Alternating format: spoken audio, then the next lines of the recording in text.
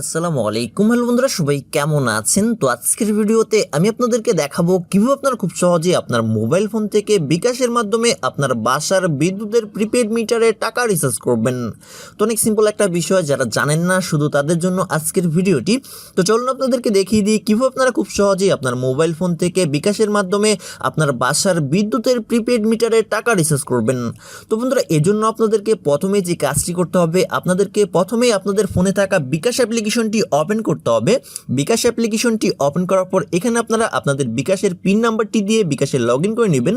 তো আমি আমার বিকাশের পিন নাম্বারটি দিয়ে বিকাশে লগ ইন করে নিচ্ছি।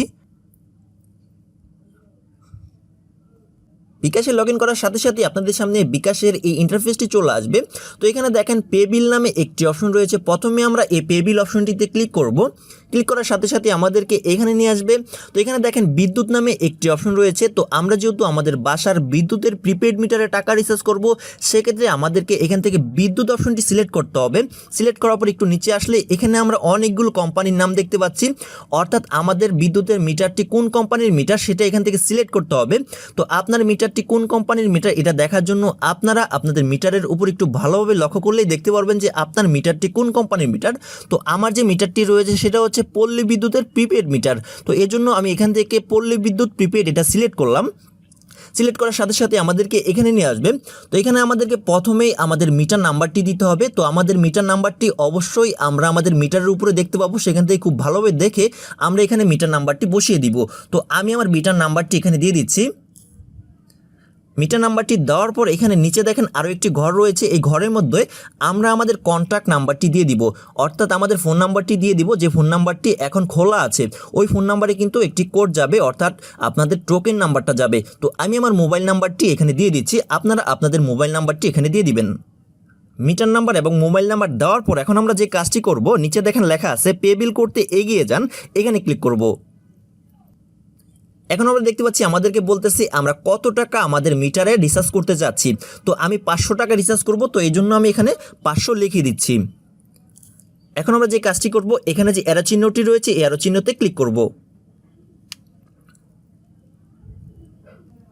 এখন আমরা দেখতে পাচ্ছি আমাদেরকে এখানে আমাদের টাকার পরিমাণ এবং মিটার নাম্বারটি এখানে দেখাচ্ছে। এখন আমরা যে কাজটি করব, নিচের দিকে এখানে দেখতে পাচ্ছি যে এখানে লেখা আছে পরের ধাপে যেতে ট্যাপ করুন, এখানে ক্লিক করব। ফাইনালি আমরা দেখতে পাচ্ছি আমাদেরকে বলতেছে আমাদের বিকাশের পিন নাম্বারটি দেওয়ার জন্য। তো আমরা আমাদের বিকাশের পিন নাম্বারটি এখানে বসিয়ে দিব। বিকাশের পিন নাম্বারটি দেওয়ার পর এখন আমরা এই অ্যারো চিহ্নতে ক্লিক করব। ক্লিক করার পর আমাদেরকে এই পেজে নিয়ে আসবে। এখানে আমাদেরকে যে কাজটি করতে হবে, পে বিল করতে ট্যাপ করে ধরে রাখুন, এখানে চাপ দিয়ে ধরে রাখতে হবে।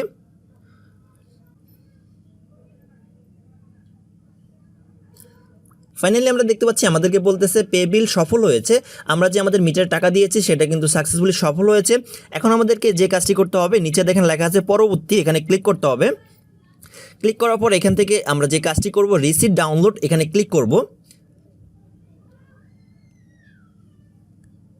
ডাউনলোডে ক্লিক করার সাথে সাথেই কিন্তু রিসিপ্টটি আমাদের ফোনে ডাউনলোড হয়ে গেছে। তো এই রিসিপ্টটি হচ্ছে একটি ডকুমেন্ট, আমরা যে আমাদের বিকাশ থেকে আমাদের বিদ্যুতের প্রিপেড মিটারে টাকা রিচার্জ করেছি সেটা একটা ডকুমেন্ট।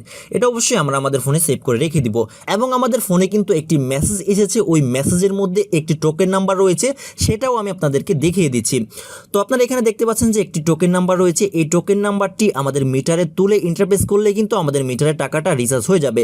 তবে আমি অনেকবারই দেখেছি, আমি যখনই আমার বিকাশ থেকে বিদ্যুতের প্রিপেড মিটারে টাকা রিচার্জ করেছি, টাকাটা অটোমেটিক মিটারে অ্যাড হয়ে গেছে, আমাকে টোকেন নাম্বার তুলে ইন্টারপ্লেস করতে হয়নি।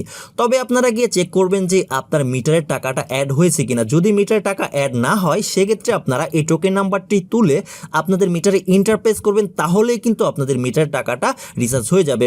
তো আশা করি আপনারা বুঝতে পেরেছেন, এইভাবে আপনারা খুব সহজেই আপনাদের বিদ্যুতের প্রিপেড মিটারে বিকাশ থেকে টাকা রিচার্জ করতে পারবেন। তো আশা করি আপনারা বুঝতে পেরেছেন। আশা করি আজকের ভিডিওটি আপনাদের অনেক ভালো লেগেছে। ভিডিওটি ভালো লাগলে অবশ্যই ভিডিওতে একটা লাইক দিবেন, শেয়ার করবেন, আর অবশ্যই আমাদের চ্যানেলটি সাবস্ক্রাইব করবেন। তো দেখা হবে পরের ভিডিওতে। Next time.